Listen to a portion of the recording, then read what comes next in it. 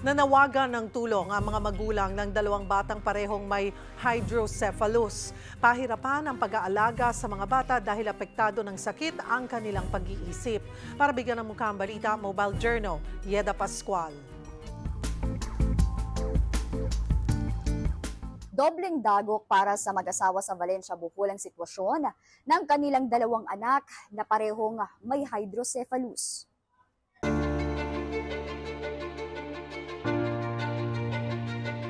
Siya si Xavier, 5 taong gulang, panganay na anak nila May at John Tagaro. Nakita na raw noon sa ultrasound na may hydrocephalus ang bata, kaya inasahan na nila nang ito ay isilang. Pero ang ikinagulat nila, nagkaroon din ng parehong kondisyon ang kanilang ikalawang anak na si Alora, na 2 taong gulang na ngayon.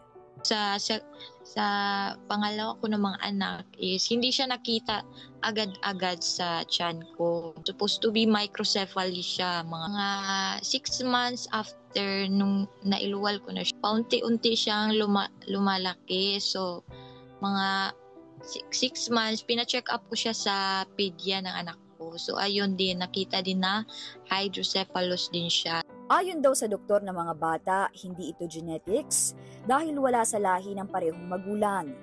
Pero posibleng dahil hindi compatible ang genes nilang dalawa. Ang masakit para kay May ay ang mga nambabash kung bakit naisip pa raw nilang sundan si Xavier. Nagbabakasakali lang din kami na baka magkaroon kami ng normal na baby. Hindi talaga kami compatible sa isa't isa. Naoperahan na si Xavier noong siya ay 6 na buwan pa lang, habang si Alora Agosto noong nakaraang taon. Pero tinapat sila ng doktor na hindi na magiging normal pa ang mga bata. Hindi lang po kasi sila hydrocephalus, ma'am. May problem din kasi sila sa brain. Hindi po sila nakakalakad, nakakakilos ng kusa talaga. Kung kakakausapin mo naman is para siyang baby talk, gano'n. Pero hindi sila makapagsalita ng words, gano'n.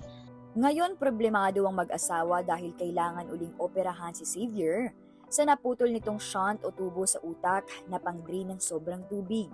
Ang operasyon aabot ng mahigit 30,000.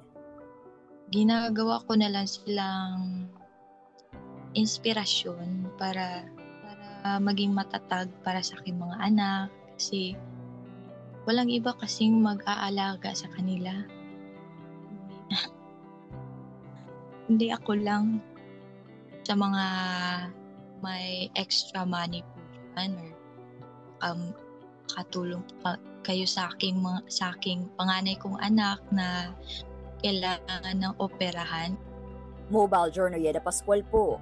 Hatid ang muka ng balita.